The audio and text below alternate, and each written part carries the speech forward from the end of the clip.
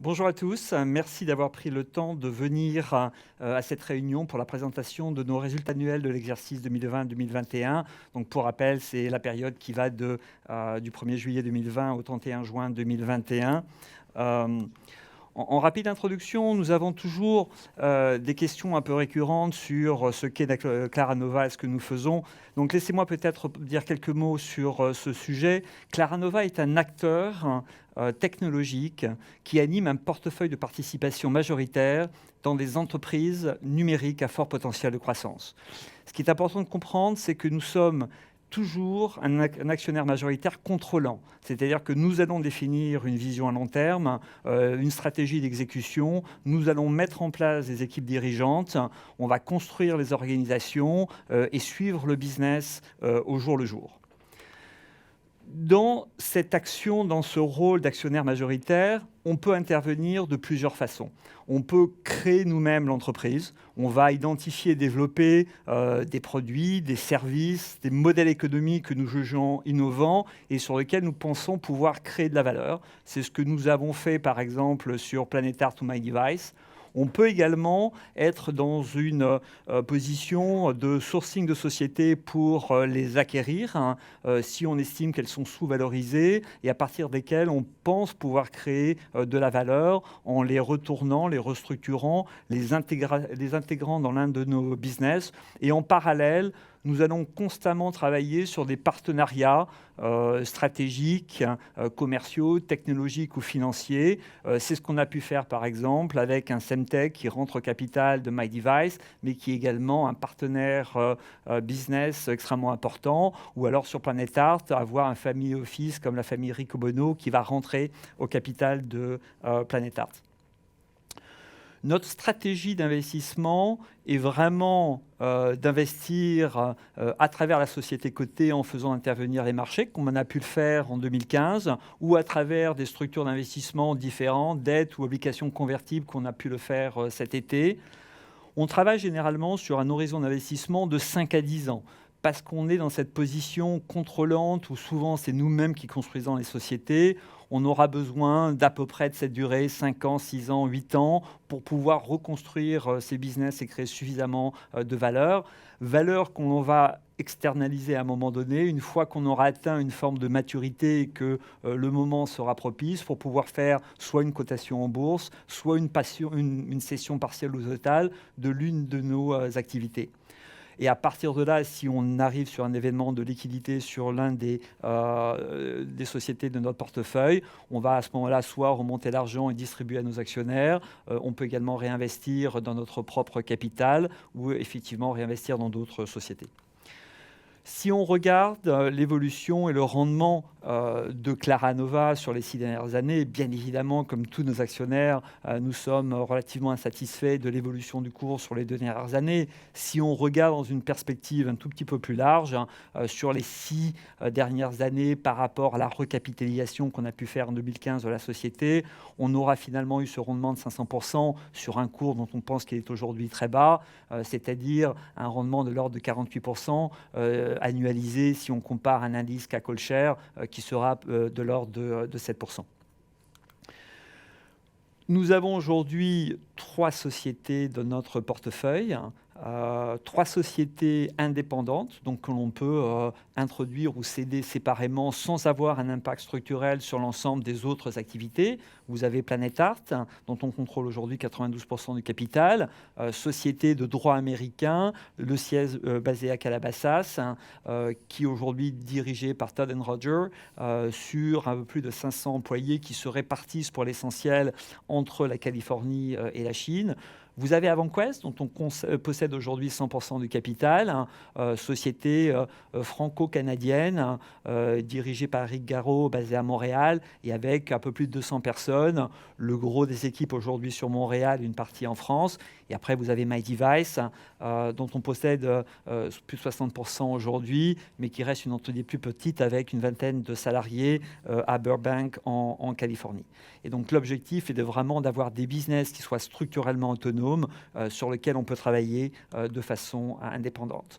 Si on regarde séparément chacune des sociétés, en prenant Planétard par exemple, nous aurons, depuis la recapitalisation de la structure en 2015, investi une vingtaine de millions d'euros pour une société qui aujourd'hui fait près de 400 millions de chiffre d'affaires, et si on regarde sur les 6 dernières années, qui aura généré près de 40 millions de profits depuis 2015. Donc je pense plutôt un parcours intéressant. Et si on regarde de façon plus précise comment se positionne aujourd'hui un Planétard par rapport à des comparables directs qui sont également cotés que ce soit aujourd'hui en Angleterre ou en Suède ou en Allemagne. Ce qui est intéressant de remarquer, c'est qu'on aura atteint avec Planétard une masse critique assez importante, avec 380 millions de chiffre d'affaires sur le dernier exercice fiscal. Et en fait, on aura, en partant quasiment de rien en 2014 avec l'introduction de Friedrich, créé une société de près de 400 millions. Là où on compare avec nos concurrents directs, un Moonpig par exemple aura une taille un peu inférieure, mais sur plus de 20 ans. Ce qui est intéressant également de remarquer, c'est que non seulement on a pu le plus rapidement possible et de façon beaucoup plus rapide dans notre environnement créer et arriver à cette taille, nous sommes également aujourd'hui le seul acteur dans notre environnement à être un acteur global, c'est-à-dire à la fois réparti sur l'Amérique du Nord et sur l'Europe, quand la plupart de nos concurrents restent des structures locales, entre guillemets. Moonpig reste une société essentiellement anglaise, Siwi une société fondamentalement allemande, et Desenio plutôt un groupe suédois.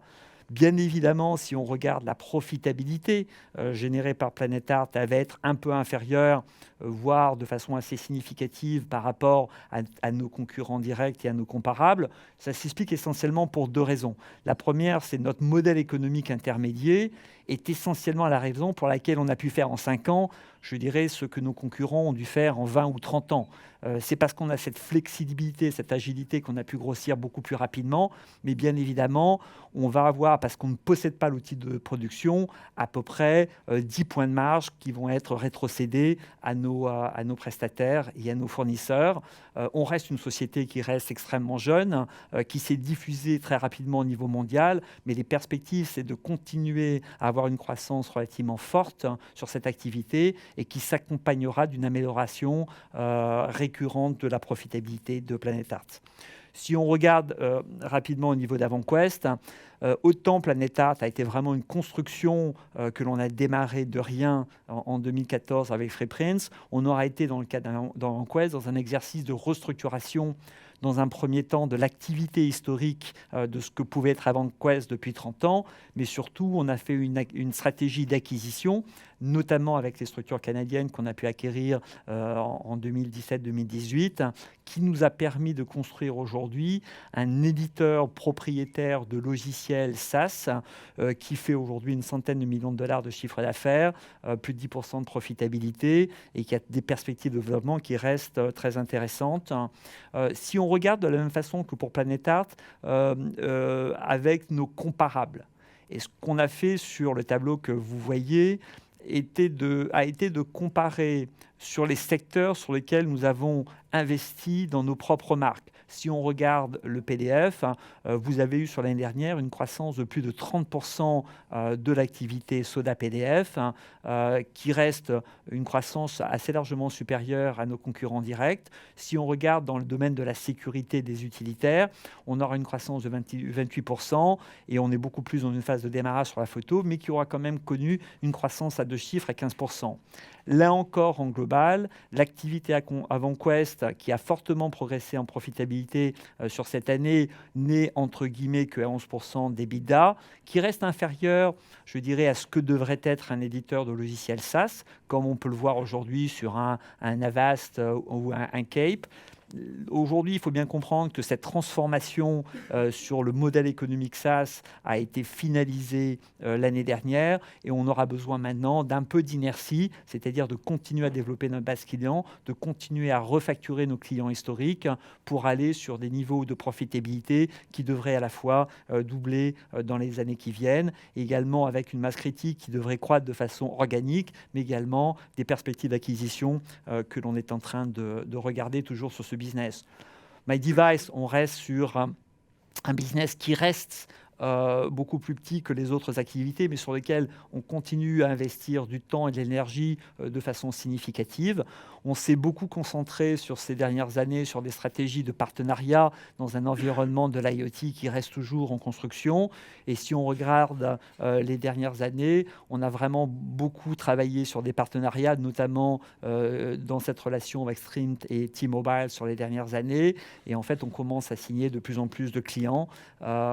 Si on se compare à notre environnement, on est, contrairement à la partie logicielle ou la partie e-commerce, dans un environnement où, parce que le secteur est moins mature, vous n'avez quasiment aucun comparable côté sur lequel on pourrait mettre en relation ce qu'est MyDevice aujourd'hui. Par contre, ce que l'on peut voir, c'est un certain nombre d'opérations d'acquisition, que ce soit un Cumulocity, un ThingsWorks ou un Axio, sur lequel vous avez eu pas mal d'activités et des sociétés qui sont des concurrents directs. Et on pense sur MyDevice une solution qui est beaucoup plus performante que peut-être nos concurrents directs aujourd'hui. En conclusion sur cette introduction, là encore, nous travaillons dans cette position d'actionnaire majoritaire qui va contrôler et construire ces entreprises technologiques et avec une stratégie et une volonté de pouvoir construire la valorisation du groupe comme étant la somme de ses parties. Et si on regarde nos comparables directs, on voit qu'on a aujourd'hui un potentiel de création de valeur qui, je pense, reste significatif au niveau du groupe par rapport aux comparables que l'on peut trouver sur chacune de nos activités. Et notre ambition aujourd'hui, et là encore mon engagement fort, est de pouvoir multiplier au moins par 3 la valeur du groupe dans une dimension, dans une durée, je dirais, de relativement moyen terme. Si on revient maintenant, avant de passer la main à Jean-Yves, sur les chiffres de cet exercice 2020-2021, je pense qu'encore une année qui aurait été excellente pour Clarnova, un chiffre d'affaires qui arrive quasiment demi-milliard, une croissance forte de 20%, dont 14% de croissance organique, une société qui reste extrêmement globale avec 85% du chiffre à l'étranger. La partie peut-être la plus spectaculaire aurait été un quasi-doublement de notre ROC normalisé, de notre EBITDA, que l'on retrouve effectivement notre résultat net qui sera passé quasiment de 1 million à 14 millions sur la dernière année et une trésorerie qui continue à se développer. Et je vais laisser la main à Jean-Yves pour développer tout ça. Merci Pierre.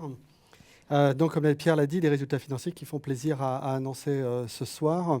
On l'a dit, une croissance forte à taux constant comme à taux réel, avec toujours un effet change assez important sur le total de chiffre d'affaires. On reviendra tout à l'heure sur son impact sur le profit de l'entreprise, qui est neutre. Je peux vous dévoiler déjà la conclusion. Mais donc, un très, très bon taux de croissance de 21% à taux constant et 7% d'effet périmètre sur la croissance du chiffre d'affaires, c'est-à-dire l'intégration des activités Personal Creations et Café Presse qui sont retirées dans un cas et bien entendu maintenues dans le cadre du taux de croissance avec l'effet périmètre, y compris l'effet périmètre. Donc une belle année du point de vue de la croissance. Ce qui nous fait particulièrement plaisir d'une certaine façon, comme l'a dit Pierre dans le cadre de notre stratégie, c'est que ce sont tous les 3 divisions qui ont contribué chacune à leur façon à cette réussite. Donc on passe de 17 millions de résultats opérationnels courants normalisés en année fiscale 2020, on passe à 34 doublement en année fiscale 2021. Ce qui est intéressant, c'est qu'on passe de 4,3% du chiffre d'affaires en résultat en ROC normalisé en 2020 et 7,2%, une très forte augmentation qui est portée par une forte augmentation chez Planetart. L'efficacité marketing est au rendez-vous sur l'année 2021. Une augmentation chez AvanQuest également qui marque, comme l'a dit Pierre, la réussite de non seulement du retournement qui date maintenant d'il y a quelques exercices, mais également d'un shift d'un passage vers des ventes essentiellement à base d'abonnement. Ça, c'est toujours très important puisque ce sont des investissements marketing de plus en plus faibles qui nous permettent de faire cette hausse du chiffre d'affaires, donc une augmentation, on l'a dit plusieurs fois en utilisant ces termes, mécanique du ROC normalisé. Et enfin, dans le cas de MyDevice, on verra des chiffres qui nous permettent de penser que l'après-Covid est prometteur et en attendant une gestion extrêmement prudente des investissements, des coûts fixes, en attendant la reprise des affaires post-Covid. Je l'ai dit tout à l'heure, si l'effet de change est très important, 6% sur le chiffre d'affaires, en fait, il est complètement neutralisé. C'était déjà le cas l'exercice dernier. Lorsqu'on regarde le ROC, pourquoi ? Parce qu'en fait, on a une forme de couverture de change, hedging en anglais, à peu près naturelle, c'est-à-dire que les dépenses sont également et sont libellées dans la monnaie dans laquelle on a les revenus. Et donc, vous le voyez, pratiquement pas d'impact sur le ROC normalisé de cet impact, de cet effet taux de change. Donc, au niveau des affaires de l'entreprise, on aimerait avoir un effet change qui soit moins fort, c'est notamment l'annonce du chiffre d'affaires, mais qui n'a pas d'impact sur la réalité opérationnelle de l'entreprise. Un point qui est important pour nous, vous le savez, c'est le suivi de la trésorerie. On continue d'améliorer la trésorerie brute de l'entreprise, en fait, avec deux choses qui nous frappent. Une augmentation de la capacité d'autofinancement. La capacité d'autofinancement, je vous le rappelle, c'est les flux opérationnels retraités du BFR. Et donc cette CAF, cette capacité d'autofinancement qui augmente de manière importante, qui double entre l'exercice 2020 et le 30 juin 2021, qui est un tout petit peu gommé, un tout petit peu caché par un effet BFR, un effet fonds de roulement, un tout petit peu inhabituel. Pourquoi ? En fin d'exercice 2020, c'est le Covid, très très forte augmentation du chiffre d'affaires chez Planétart et donc mécaniquement un poste fournisseur qui a augmenté. Ce poste fournisseur, il est stable cette année, en légère baisse même, et c'est donc cette variation du BFR, c'est un peu compliqué, un peu abstrait, mais c'est la variation du BFR vient gommer en quelque sorte une partie de l'effet positif de l'augmentation de la capacité d'autofinancement. Il n'y a pas de changement du business, c'est vraiment dépendant simplement du moment où on prend la mesure. Donc de ce point de vue-là, encore une fois, une bonne nouvelle, le doublement de la capacité d'autofinancement, un tout petit peu dissimulé par cet effet mécanique de l'impact de la variation du BFR. Du côté des flux de trésorerie liés à l'investissement, beaucoup moins de flux de trésorerie liés à l'investissement lors de cet exercice. On passe de 33 millions l'exercice précédent à 10 millions cette année, qui sont en fait les quelques acquisitions au niveau d'AvantQuest. On a nommé ici PDF Escape notamment, également Café Presse, et quelques mouvements préalables à l'opération d'août qui avait été fait en fin de mois de juin, début février de cette année. On avait commencé à discuter avec nos minoritaires canadiens et dans certaines de ces discussions, il y avait des mouvements qui avaient eu lieu à l'époque d'investissement qui ont finalisé, abouti, si vous voulez, dans la transaction qui a été annoncée au mois d'août. Enfin, en chiffre 4, vous le voyez, les flux de trésorerie liés au financement, là, c'est tout simplement, ce qui reste, ce sont simplement les charges d'intérêt sur Ornan et EuroPP. Donc, la situation financière toujours saine, la trésorerie nette qui passe de 14 à 25 de manière assez mécanique, tout simplement. Les dettes financières baissent, le cash disponible augmente, donc la trésorerie nette, qui est la différence des deux, augmente également. Et donc, je te repasse la main pour la performance des activités, Pierre. Un rapide mot sur la performance des activités sur chacun des trois business, de façon extrêmement synthétique.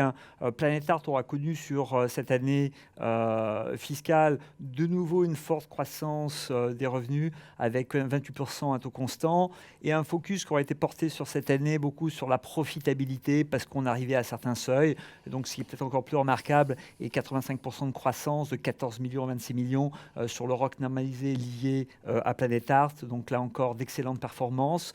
AvantQuest, on a vraiment été sur l'année dernière la finalisation de la transition de ce modèle économique de vente par abonnement, qu'on appelle communément SaaS, qui est à la fois très visible si on regarde l'évolution du ROC normalisé. Donc on commence à revoir le réabonnement de ces nouveaux clients qu'on avait déjà acquis et qui reviennent sans avoir des investissements marketing pour leur revendre de nouveau une licence. Donc on commence à voir cette dynamique qui se met en marche au niveau du ROC normalisé. Et donc on passe de 7 millions à 11 millions sur la partie AvantQuest. Alors c'est pas très visible au niveau du chiffre d'affaires, essentiellement pour deux raisons.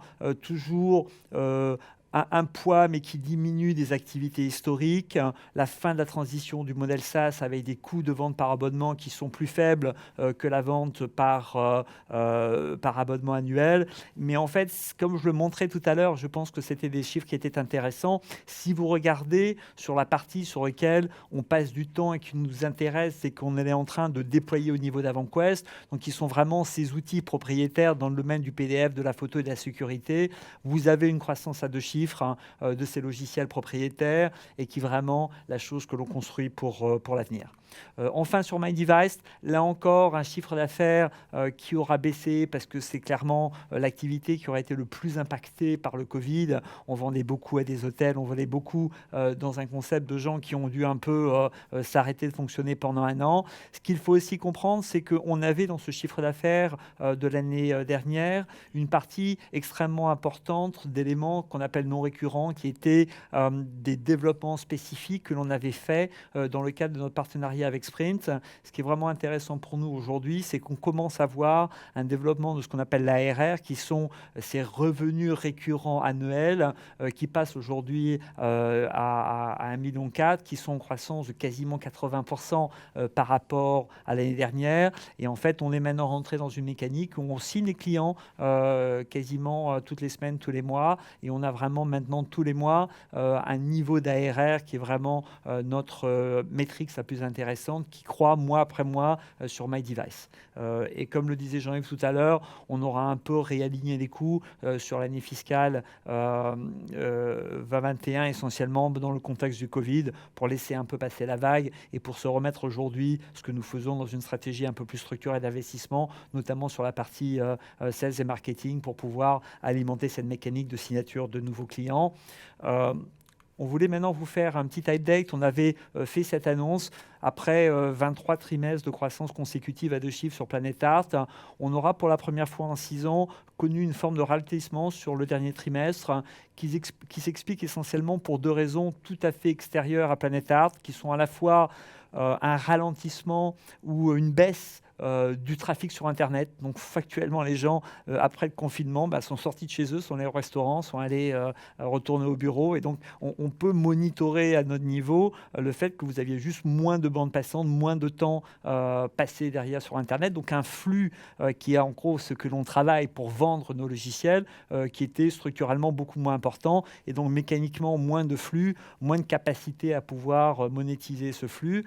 Et qui a été en fait également combiné à un changement structurel important fait par Apple en courant d'année dernière, où Apple a changé ses modalités de pouvoir suivre à travers les applications iOS l'identification de ses clients, ce qu'on appelle l'app tracking. C'est-à-dire qu'aujourd'hui, Apple a retiré la possibilité à des gens comme Facebook, qui sont nos partenaires par exemple marketing, de pouvoir savoir quelles sont la spécificité de nos utilisateurs, et qui fait que du coup, on sait qu'on va plutôt bien vendre dans une population féminine entre 25 et 35 ans, et on n'a aujourd'hui plus la capacité de pouvoir faire cette identification. Donc ça a eu un impact un peu complexe lié à la baisse de trafic.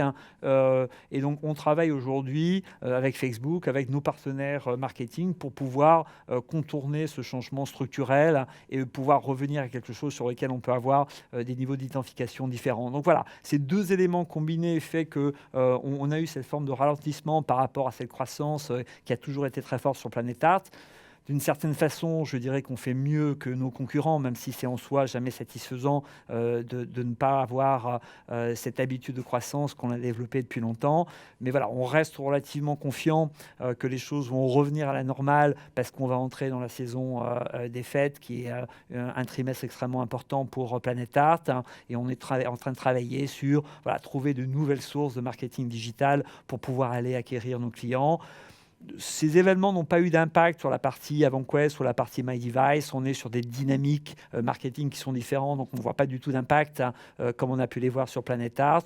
Et pour l'instant, on reste, je dirais, confiant sur les mois qui arrivent et qui sont importants, et on reste confiant sur la visibilité et les objectifs qu'on avait donnés jusqu'à présent à horizon 2023. Et je passe la parole à Jean-Yves sur les dernières opérations qu'on a pu faire cet été. Merci. On a on a souhaité aujourd'hui refaire un point sur cette opération qui est en cours de débouclage. Vous voyez la date sur cette slide deck, sur cette présentation de fin octobre. Une opération qui était vraiment stratégique, vraiment importante pour nous. Et donc, on voulait revenir sur le raisonnement stratégique, les moyens qu'on a déployés pour y arriver. Donc, je répète, une opération qui est en 2 temps, dans plusieurs dimensions, en 2 temps en manière temporelle, puisque c'est vrai qu'elle a été annoncée le 11 août 2021 et la partie financement a été bouclée à ce moment-là. La partie investissement sera, elle, finalisée normalement la semaine prochaine, comme cela a été annoncé récemment. Et donc, encore une fois, dans 2 temps également, le temps du financement, le temps de l'investissement. Donc, dans un premier temps, une levée de 65 millions d'euros, un investissement stratégique de 2 investisseurs qui rentrent au capital, tous les 2 institutionnels de premier rang, tous les 2 spécialistes des entreprises de technologie, après chacun avec leur spécificité en termes d'intervention, vous le verrez plus loin. Et à ce moment-là, le 11 août, se conclut également, puisque nous en avons les moyens financiers, un accord ferme pour le rachat des intérêts minoritaires d'Avantquest. Je vous rappelle qui étaient des intérêts minoritaires. Nous avions le contrôle, mais il y avait 65% d'intérêts économiques qui étaient détenus par des tiers avec lesquels on se met d'accord pour racheter ces 65%. Ces 65%, ça correspond à 98 millions d'euros de valeur et qui sont donc aujourd'hui, on est dans la dernière ligne droite de la documentation. Le tout fait une valorisation globale d'Avantquest de 153 millions d'euros, très largement comparable à la valorisation qui avait été déjà l'objet de débat il y a quelques années, en 2019, et qu'on a réussi donc à finaliser cette fois-ci. Alors, les objectifs de l'opération, encore une fois, je les rappelle, ce n'était pas juste l'acquisition des minoritaires canadiens, mais c'était important, c'était également la stabilisation de la structure actionnariale. Ça fait longtemps qu'on le dit, on pense que on a vraiment besoin d'un groupe d'actionnaires de référence. Ophir et Eights sont là pour nous accompagner dans cette opération et on l'espère également dans le moyen et le long terme. Ils viennent après de la due diligence qui valide en quelque sorte la stratégie et les perspectives de Claranova par des gens qui sont sophistiqués, spécialistes du monde de la technologie. Dans un cas, un investisseur américain, Eights, filiale d'un des plus grands groupes de gestion d'actifs au monde. Dans l'autre, Ophir, un institutionnel australien qui connaît très bien notre secteur parce que notamment, c'est public sur Internet, il a été au capital de certains de nos concurrents. On connaît vraiment très très bien le secteur. Donc ce sont de vrais nouveaux partenaires pour nous accompagner dans le moyen terme et dans le long terme. C'est également des liquidités qui nous apportent aujourd'hui pour simplifier l'organisation capitalistique du groupe avec le rachat de ses intérêts minoritaires canadiens. Alors, donc, la transaction, c'est 50 millions d'euros qui a été levée sous forme d'obligations convertibles des Océanes. Un titre avec une Océane, si le mot Océane est assez familier des investisseurs au capital en France dans les sociétés cotées, celle-ci est assez inhabituelle, notamment avec une prime de conversion à 85% qui est plutôt très élevée, voire unique dans le marché, et en même temps un certain nombre d'options de part et d'autre dans l'entreprise de l'investisseur qui en font un investissement de type quasi-equity, pratiquement pour nous, de l'ordre de l'investissement en equity. On verra plus tard pourquoi. Et en revanche, 15 millions d'euros qui ont été vraiment de l'equity, une augmentation de capital réservée à ces acteurs avec suppression du droit préférentiel de souscription qui a été donc souscrit à 5 millions par Eights, qui est également l'investisseur qui a souscrit 100% des 50 millions de l'Océane et 10% donc par Ophir, pour un total de dilution de 5% des actionnaires existants, ce qui est important. Alors ici dans le tableau, une présentation un tout petit peu compliquée, mais on a voulu reprendre ce qui était écrit dans le communiqué de presse du 13 août et décrire de manière graphique quelles sont les options à la main de l'entreprise, quelles sont les options à la main de Eights Capital Management pour le pilotage en quelque sorte de cette Océane dans lequel en fait la conversion est à notre main. On appelle la conversion à la main de l'entreprise, si le cours dépasse les 27 €, qui est un chiffre qui est assez important pour nous, puisque ça envoie vraiment un signal de forte confiance de l'entreprise, du management, dans le fait que le cours de bourse paraît aujourd'hui sous-estimé et qu'on pense que la conversion est possible à des valeurs importantes comme celle-ci. Et ça a vraiment été pour nous un élément important de négociation et en même temps un remboursement à la main de Eights dans certaines conditions et avec un investissement, un rendement global maximal qui a été négocié avec eux.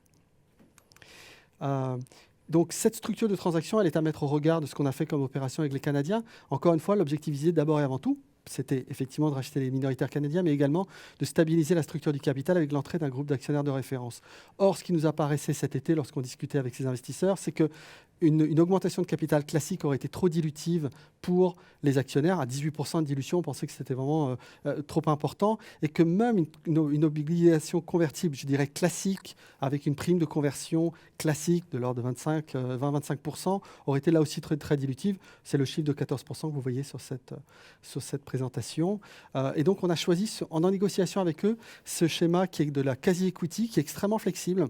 C'est une dette qui est junior, c'est une dette qui n'a pas de covenant, qui n'avait pas de limite sur la façon dont on pouvait utiliser les fonds pour acheter les Canadiens, qui limite à la fois la dilution des actionnaires et donne un retour de type equity à l'investisseur tout en plafonnant le retour. Pourquoi ? Parce que jusqu'à 26 € par action, le retour de Heights est plafonné et c'est à la main de l'entreprise à partir de ce moment-là, ou à leur main si jamais on dépasse un chiffre légèrement différent pour des raisons techniques de 27 € l'action. Mais on voit que ce sont vraiment à ce moment-là, la dilution est vraiment relativement limitée pour les actionnaires parce qu'elle est de l'ordre de 9%, donc c'est la moitié de ce qu'on aurait pu voir. Ce qui nous paraît très important, c'est encore une fois de préserver la dilution des actionnaires existants. Et donc une structure, celle que je viens de décrire, qui est en même temps validée par Ophir, qui est arrivée dans la transaction en même temps que se faisait cet investissement sous forme d'Océane, donc une structure qui a été validée par un nouvel entrant professionnel du marché qui est rentré sur le titre à l'occasion de cette opération. Et donc, pour reprendre quelques chiffres rapidement, cette opération, un cours moyen pondéré de 11,6 €, donc un impact vraiment très très dilutif, vous m'avez entendu beaucoup ce soir en parler, avec une capitalisation implicite en quelque sorte de près de 500 millions d'euros, très différente de celle que vous voyez aujourd'hui dans les marchés financiers, et des Océanes qui restent à la fin refinançables à notre main si le cours devait s'améliorer, notamment on pourrait faire des augmentations de capital et là encore gérer la dilution qui est à l'origine de cette opération. Cet argent, qu'est-ce qu'on en a fait ? On a racheté donc les minoritaires canadiens pour 98 millions d'euros, avec du numéraire, une bonne partie des sommes qui ont été levées, une émission d'actions qui va être à destination de nos minoritaires canadiens, et enfin des créances échelonnées dans le temps pour la partie qui est restée des montants à financer. Ce qui est important, c'est que cette transaction, elle nous amène à simplifier la structure capitalistique du groupe. Elle nous amène également à remonter 100% du résultat net réalisé par AvantQuest au sein du groupe, puisqu'on a pu cette perte en ligne de 64-65% dans les minoritaires canadiens. Comme Pierre l'a dit, alors même qu'on pense qu'AvantQuest est vraiment dans une perspective d'amélioration de son profil de rentabilité, ça nous a paru particulièrement important. Les flux de trésorerie, là aussi, ne sont plus susceptibles d'être partagés avec des minoritaires, donc ils sont à 100% à la main du groupe ou du sous-groupe AvantQuest. Et enfin, de vraies perspectives, notamment en acquisition, en croissance externe, dans lesquelles on est en face-à-face directement avec le management, sans avoir nécessairement des intérêts minoritaires qui peuvent eux aussi avoir leur vecteur ou leur propre desiderata.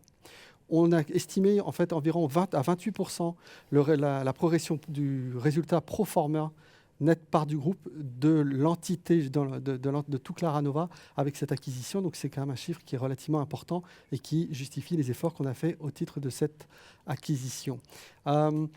C'est une acquisition qui avait donné lieu déjà à pas mal de publicité en 2019, donc on a tenté de la remettre dans le contexte de l'opération de 2019.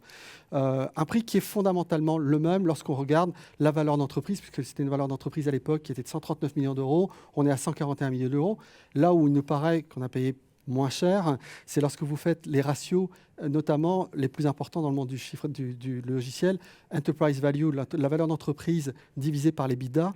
On voit qu'on est sur aujourd'hui des ratios de moins de 13, alors qu'à l'époque, on parlait de ratios plus importants, 19,50. On a payé moins cher l'EBITDA d'AvantQuest au cours de cette opération par rapport à l'opération de 2021. Et il nous pense qu'il y a un très fort potentiel de plus-value lorsqu'on se positionne par rapport à des comparables comme Nitro, Foxit, Avast, ceux que vous avez déjà vus dans les slides que Pierre nous a présentés plus tôt, où on voit que c'est un groupe de comparaison qui est plutôt à près de 44, un petit peu plus de 43 fois l'EBITDA par rapport à 13. Donc on pense vraiment qu'il y a un potentiel d'appréciation forte de la valeur acquise chez AvantQuest. Rapidement, on voit l'évolution de la structure du capital dans le temps, où avant l'investissement stratégique, on est à 84% de flottants, et on passe aujourd'hui à près un petit peu moins de 73% de flottants après ces opérations, l'investissement stratégique de cet été et le débouclage de l'opération avec les Canadiens la semaine prochaine. Donc une conclusion pour nous, c'est une nouvelle étape majeure dans l'histoire de Claranova, on est vraiment très fiers de pouvoir le dire aujourd'hui, qui vient valider la stratégie et les perspectives par les financements amenés par des acteurs de référence, un groupe d'actionnaires de référence qui se constitue au sein du capital de l'entreprise, le rachat des intérêts minoritaires qui vient simplifier la structure du groupe, le reporting, la façon dont on peut travailler. Et aujourd'hui, donc 100% des résultats nets d'une division assez profitable qui est vraiment complètement à notre disposition et dans le reporting et dans les chiffres qu'on pourra vous annoncer à l'avenir. Donc on espère que ça viendra vraiment continuer à améliorer le profil financier du groupe.